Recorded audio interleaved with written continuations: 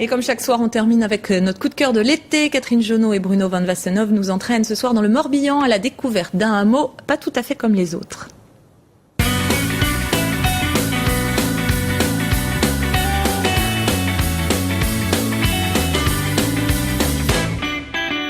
C'est dans un endroit hors du temps, en pleine verdure, que nous conduit ce coup de cœur. À 2 pas de Lisieux, dans le Morbihan, existe un hameau baptisé le Val-Richard. Autrefois village de tisserands, il a été sauvé par un curé hors norme dans les années 60. En ruine, le curé l'a restauré entre autres grâce au concours de l'émission Chef-d'œuvre en péril. L'abbé Coudray en a fait un lieu de rencontre et d'échange. Aujourd'hui, c'est son neveu qui perpétue la tradition dans le même état d'esprit.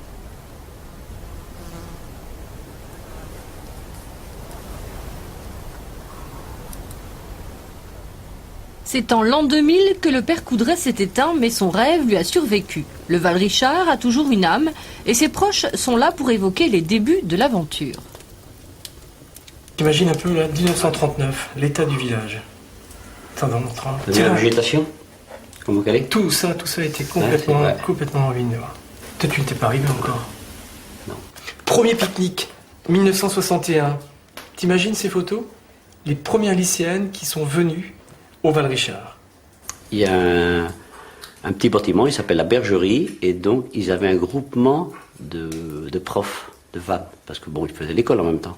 Hein, ils étaient une dizaine, ils ont fait une association, ils ont eu cette petite maison appelée Bergerie, qu'ils ont reconstruit entre eux, et à partir de ce moment-là, ils ont laissé là-bas, il a acheté le Val-Richard. Voilà, impeccable.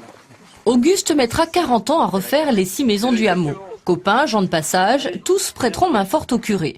Lieu d'accueil et de partage, le Val-Richard l'est resté dans l'esprit de l'abbé. Et c'est un autre Auguste, le neveu, qui aujourd'hui reçoit les visiteurs. Devenu gîte, le site est toujours imprégné de la philosophie du fondateur. Pour resituer un petit peu tout ça dans le contexte, qui est un contexte de besoin de naturalité, d'authenticité, de rêve, on prépare un petit peu les années 68. Donc là, il y a une volonté de revivre dans la nature, de revivre des choses saines, des choses authentiques. Et en fait, de rencontre en rencontre, ce lieu va devenir vraiment le lieu où les personnes vont échanger, vont philosopher, vont refaire un peu le monde. De Dieu, sur, des années teintées d'humanisme chrétien durant lesquelles sont passées ici plusieurs générations. Aujourd'hui, on ne refait plus le monde, mais d'un stage à l'autre, des groupes choisissent toujours le hameau pour parler lecture, écriture ou méditer. C'est très présent ce passé, ne serait-ce que par l'architecture, par les petits murets qui entourent tout ça.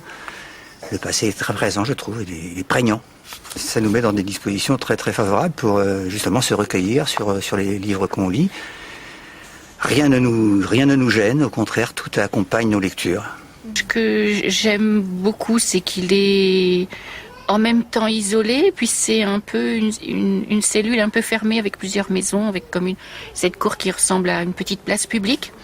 Et puis, ce que j'aime beaucoup, c'est de savoir qu'il existe des lieux encore comme ça aujourd'hui, où on vient pas seulement pour consommer, mais où on a des espaces pour pouvoir faire des choses ensemble.